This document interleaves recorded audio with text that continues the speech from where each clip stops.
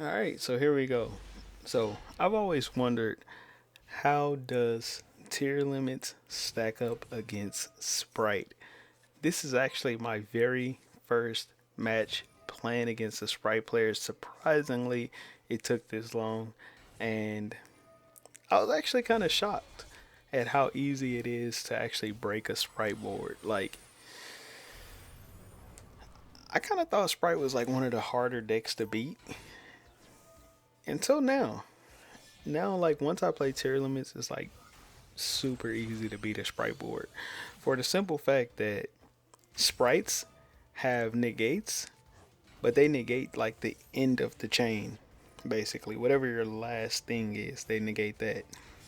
But you can chain block stuff with tier limits, so kind of makes it easy to beat tiers, or not tiers, but Sprites.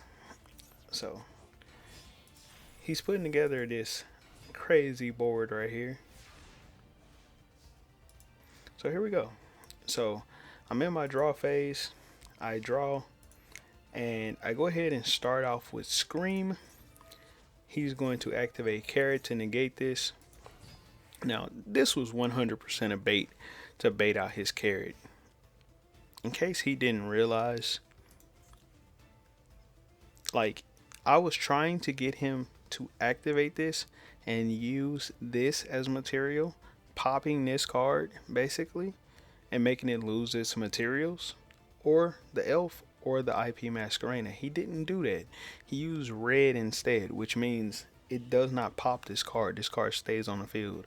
If he had done that, he probably could have beat me, but now he's allowing me to keep something on the field to chain block with. I activate Pearl Areno right here, and of course, he has the Ash Blossom. Of course, he has the fucking Ash Blossom. But whatever.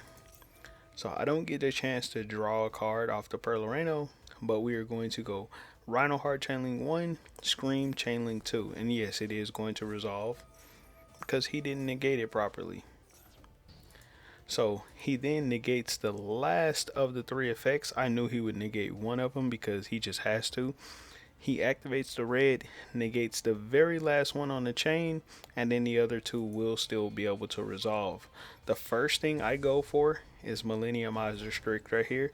The second one that I go for is Kit Kelos. Now, unfortunately for me, I cannot target this or this.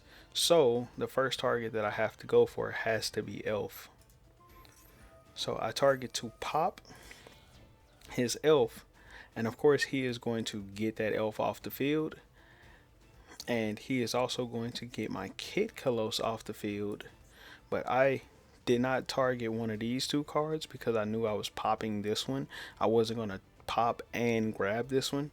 So what I did instead was I used my Millenniumizer Strict to grab his Gigantic Spright. No Gigantic Spright plays for you next turn, my boy. And then he goes into Underworld Goddess of the Closed World.